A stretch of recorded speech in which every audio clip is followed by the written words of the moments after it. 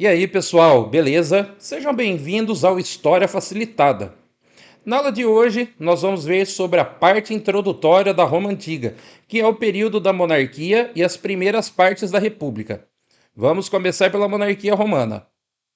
O período da monarquia romana compreende a fundação de Roma e seu desenvolvimento como cidade-estado. E quando falamos da fundação de Roma, sempre vem a versão mitológica da sua fundação, com a lenda dos gêmeos Rômulo e Remo, que foram abandonados pela mãe e foram criados por uma loba selvagem que os amamentou. Aí, quando se tornaram adultos, Rômulo e Remo duelaram e Rômulo saiu vitorioso. Aí Rômulo fundou Roma, que homenageia o próprio nome. Agora, a versão científica é de que a cidade foi fundada pelos povos latinos e sabinos que viviam na Península Itálica. Roma se desenvolveu e se tornou a cidade-estado mais poderosa da região. Nesse período também surge a sociedade romana, composta pelos patrícios, os ricos, que vinham das famílias mais importantes e são grandes proprietários de terra. Abaixo deles estão os plebeus, que são os comerciantes, artesãos e os pequenos produtores. Também existiam os clientes, que são os trabalhadores livres que vendem seu trabalho aos patrícios e plebeus. E por último, obviamente, os escravos, que é a classe servil, obtida através das guerras. A sociedade era extremamente desigual e estratificada, ou seja, a possibilidade de se subir de classe era quase nula. Por exemplo, os patrícios são de famílias importantes e ninguém se torna um patrício, já que é algo de nascimento, de sangue. E a diferença maior entre os plebeus e os clientes é que os plebeus geralmente tinham sua fonte de renda, ou seja, eles eram comerciantes ou produziam no campo, tanto que existiam plebeus ricos e plebeus pobres. Agora, os clientes são aqueles que não têm posses e precisam ganhar dinheiro com o trabalho, por isso que eles vendem a sua força de trabalho às outras classes. Sobre a política, quando falamos em monarquia, presume-se que tem um rei, mas no caso de Roma, o rei não faz o que quer. Suas ações são mediadas e moderadas pelo Senado, que é o conselho dos patrícios idosos, os cidadãos mais poderosos de Roma. O Senado pode aprovar ou vetar ações do rei, assim como escolher o próprio rei. Podemos dizer que o Senado era de fato o órgão mais poderoso de Roma. Sobre isso, podemos já emendar sobre a questão do fim da monarquia. A monarquia entrou em crise porque o último rei, chamado Tarquínio, não gostava de obedecer às decisões do Senado e constantemente estava em conflito com os senadores. Tanto que Tarquínio era chamado de soberbo, justamente porque ele se achava superior aos demais. Para acabar com a tirania de Tarquínio, o Senado o removeu do poder e o expulsou de Roma. A partir daí, os senadores decidiram que eles próprios governariam Roma, para evitar que novos reis como Tarquínio surgissem. É com o governo dos senadores que começa a nova fase, a fase da República Romana. A fase da República se trata do período em que Roma foi governada diretamente pelo Senado, sem nenhum rei, e foi marcada principalmente pelos conflitos sociais envolvendo os patrícios e as camadas mais pobres, assim também como a expansão de Roma, que se transformou na grande potência mundial do fim da antiguidade. Além de não existir mais rei, a política sofreu algumas transformações, como, por exemplo, a criação da Assembleia Centuriata, que era o conselho dos militares, ainda mais agora que Roma estava em constantes campanhas militares pela conquista de mais territórios.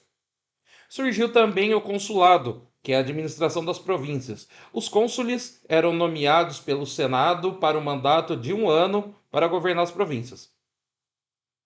Surgiu também a chamada magistratura, que cuidava da ordem pública.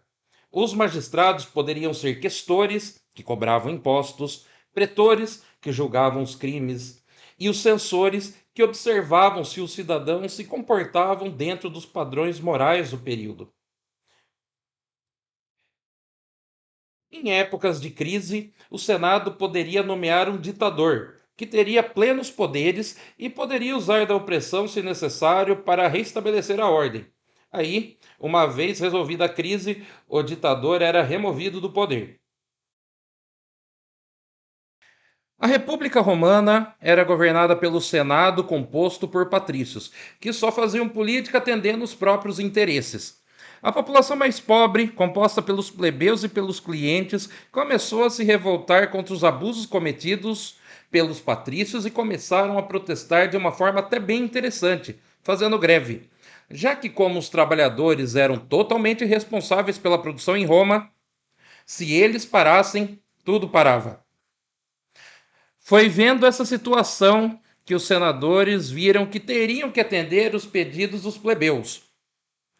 A primeira grande conquista foi a criação do tribuno da plebe, que é o conselho dos plebeus e que poderia beneficiar toda a classe, inclusive com o poder de vetar decisões do Senado que fossem ruins para a população pobre.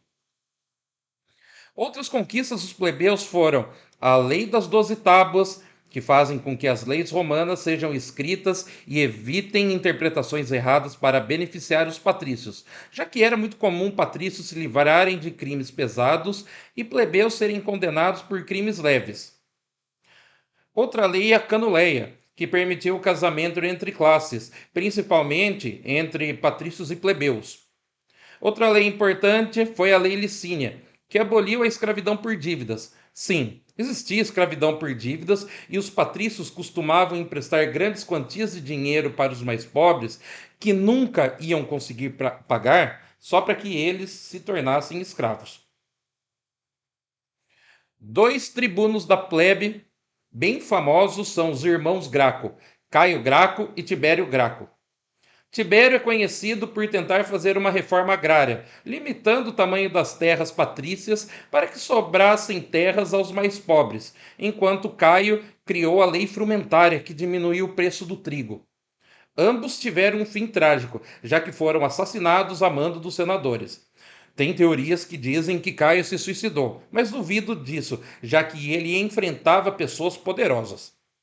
Para estar a par dos problemas que aconteciam com a população mais pobre, o tribuno da plebe fazia o plebiscito, ou seja, ele consultava a população para saber dos problemas e buscar soluções viáveis para melhorar a vida da população mais pobre.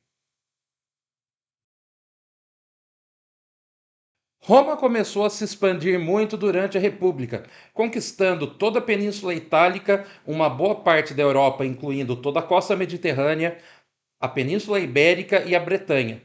Conquistou também a Ásia Menor e o norte da África. Naquela altura, Roma era de longe o estado mais forte, mas a grande resistência vinha da cidade-estado fenícia de Cartago, no norte da África, que era uma potência mercantil do mar Mediterrâneo e passou a disputar com Roma o controle desse mar. Roma e Cartago se enfrentaram nas guerras púnicas em três momentos. Cartago foi derrotada e Roma tomou o controle total do mar Mediterrâneo, que os romanos agora chamavam de Mare Nostrum, que em latim significa o nosso mar. A expansão romana trouxe muito lucro, até porque as maiores cidades mercantis do mundo antigo estavam sob seu controle. Até alguns plebeus enriqueceram, os chamados homens novos. A expansão também fez com que a quantidade de escravos aumentasse muito e eles passaram a ser a principal mão de obra, substituindo os clientes.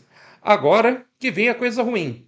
Os clientes começaram a perder trabalho e empobrecer e recorriam aos roubos para sobreviverem, o que fez aumentar muito a criminalidade nas cidades romanas. Para evitar embates com a classe mais pobre, o Senado adotou a política do pão e circo, que consistia em diminuir o preço dos alimentos e patrocinar apresentações circenses ou esportivas para a população se entreter. Assim, o povo com a barriga cheia e se divertindo não pensaria em se revoltar. Então, por hora é isso, pessoal. Espero que tenham gostado e aprendido muito. Abraços e bons estudos!